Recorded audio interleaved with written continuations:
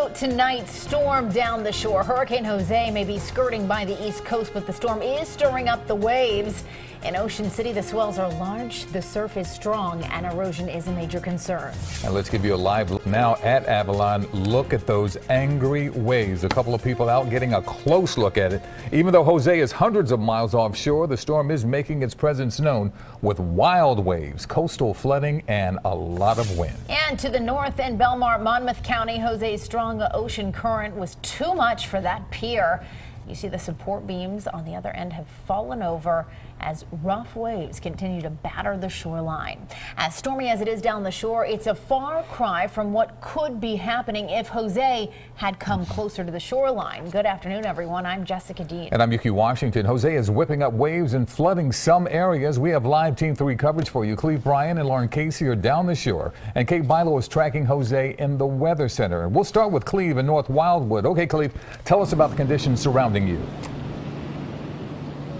Yuki, well, welcome to the show. People have been lining up all day along the seawall here in North Wildwood, feeling like they're right at the edge of the storm because you have these enormous 10-foot waves that are smashing against the seawall, shooting up spray. It's just an impressive shot. We'll pan over across the ocean where you can see it's just so churned up, one set after another of large waves, and we're still several hours away from high tide, but we see the waves are already going up against the dunes. It is causing beach erosion, so there's a wow factor, and there's also a little bit of a sadness at what the cost is to the beaches.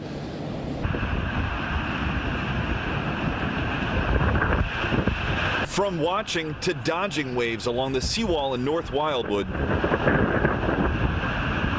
This video by Zeke Orzek, shot at high tide Monday night, shows a scene few have ever seen before. A storm surge with tall waves that pounded the Wildwood's northern tip. The waves were coming over the wall. The worst I've ever seen it. You thank God for the seawall when you see pictures like that. North Wildwood Mayor Patrick Rosanello, like the dozens of other people who stopped by the seawall at JFK Boulevard on Tuesday, was both impressed and distressed by Jose's power. We're on about our third day now of really high tides, extraordinary high tides and very large waves. So this morning the dunes just got chopped in half. We're expecting another really big high tide tonight and tomorrow morning. So we're going to see some significant beach erosion and dune damage. People aren't allowed on the beach where dunes are cliffing and crumbling. We saw a curious little girl unable to climb back up after going down to the beach to check things out. Throughout the shore, officials are treating Jose much like they would a nor'easter. It's glassy clean. I would say overhead. Some bigger sets. The cove at the south end of Cape May got just enough protection from the northeast wind to set up ideal surfing conditions. This is like, a phenomenon for surfers. We live for it. So snap your pictures now because you really do not want to be near this seawall in about an hour and a half, 2 hours when the high tide gets closer. You'll be getting wet. It'll become slippery. In fact, they closed down a gazebo close to here because the waves could make that slippery. Hey, Cleve, in just a couple of days, tens of thousands will be in North Wildwood for the annual Irish Festival. What are you hearing? Are they expecting or preparing for any impact? Yuki, it's one of the biggest weekends of the year for North Wildwood and one of the biggest Irish festivals throughout the country. They actually expect that things will be wonderful as far as weather. They don't think that people really would be going to the beach a whole lot right here, and any sand that gets thrown up onto the street, they'll have plenty of time to clear that off in time for the Irish Festival. Live in North Wildwood, Cleve Bryan, CBS 3 Eyewitness News. Okay, Cleve, thank you for that. Let's switch live now to meteorologist Lauren Casey with the CBS 3 Mobile Weather Watcher in Brigantine. Lauren. Thanks so much, Yuki. Yeah, it is wet, it is windy, and the waves are wicked here in Brigantine. The waves continue to crash against the seawall, and we have a pile of foam amassing just over yonder. Wave heights just offshore recording about 14 to 17 feet throughout the day today. Winds right now, they are whipping, gusting, I'd say probably to 40 miles per hour, maybe just a bit above. We're having some kind of mist pelting us in the face right now. The rain has stopped. We're getting a break from that, but we did have a band go through just about an hour ago. But right now we're in between those rain bands, but certainly not the day for swimsuits and sunscreen. But shoregoers here in Brigantine welcomed this change of pace courtesy of Mother Nature.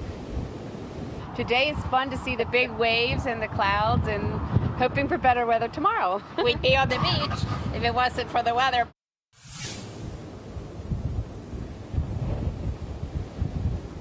Yeah, and like with Irma, we got lucky with Jose. It's passing offshore, but of course we're still seeing the impacts. The center is about 200 miles offshore of the Jersey coastline. Rain bands, as I mentioned, moved through in the last hour, and we still could see some rain bands moving in. Kind of broken in nature, but still putting down some light to moderate, even brief heavy rainfall. We'll continue to see that as we head into the evening hours and the first part of the overnight period. The winds will continue to be elevated at about 15 to 25 miles per hour with those higher gusts, especially closer you get to the beach. Surf at about 8 to 10 feet, and we had a high surf advisory in effect until 6 p.m. The National Weather Service has extended that now until 10 p.m. as we can see those waves are still crashing into the seawall. Also a concern for some moderate coastal flooding. We saw some flooding this morning at high tide. Again, high tide to occur at about 7:45, so we could see some coastal flooding once again, and also continued beach erosion. Now tomorrow conditions will set to improve as Jose moves off to the north and east.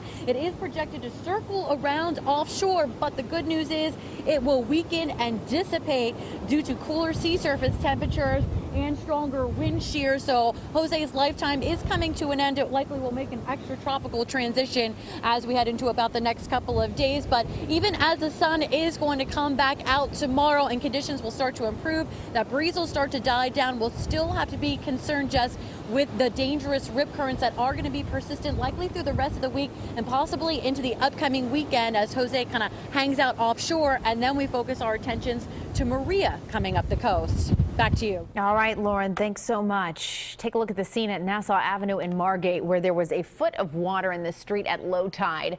Neighbors say the storm surge went around new sand dunes and came up a drainage pipe that cut through the dunes. As a result, the seawater got trapped against the bulkhead flowing into the streets. Ever since they started building the dunes and digging up the ground and re-sanding it, it seems to be getting worse and worse. It's a mess, as you can see. You can't walk to the beach. You can't even go take a look. It's just 6, 7, 8, 10 inches of rain everywhere you walk. This afternoon, dune construction crews moved sand around to release the water. The Margate Dune project and related flooding have been a source of tension for months now. The tropics continue to keep meteorologist Kate Bilo very busy. One of the storms is a Category 5. Kate's live in our weather center with the latest on Jose and also a very powerful Hurricane Maria. Kate. That's right, Jessica. And Maria moving through a lot of the islands that were impacted by Irma just a couple of weeks ago. Now the cleanup will have to restart with damage from Maria. We'll have the latest track on Maria in just a moment. First, recapping what Lauren said about the winds. You can see the winds right now, courtesy of Jose, very strong. These are sustained winds, about 18 miles an hour in Atlantic City, 17 miles an hour down in Wildwood. And it's pretty blustery here in the city as well. 14-mile-per-hour winds from the north around the western flank of that storm. Let's talk about high tides, because this is the best chance to see some coastal flooding, even at moderate levels. A coastal flood warning still in effect. High tide this evening in Rehoboth Beach will hit right at about 8 o'clock. And as we head up the New Jersey coastline, look for that high tide time around 8:19 in Cape May, 8:13 in Wildwood, 8:09 in Strathmere, and 7:45 in Atlantic City. You will start to see the flooding peak right around the high tide time, but it's going to certainly start about an hour before that. So the water levels rising as we speak. Wave heights, you can see wave heights around Jose around 40 feet in some spots, but along the coast 10 to 20. And it's going to stay that way as we head into the weekend. It's going to be a very warm weekend, the kind of weekend people may want to head down the shore and, enjoy some summer-like weather, even though it's the first weekend of fall, but strong rip currents will continue. Here's a look at Maria. You can see that very well-defined eye. It has made its trek through the Lesser Antilles. Next stop could be St. Croix and then Puerto Rico as we head through tonight. Maria, a Category 5 hurricane, and will continue to maintain major hurricane strength through the weekend and into next week as it heads close to the East Coast. We'll have some model tracks on Maria and our local forecast for the first days of fall coming up. For now, Yuki, back over to you.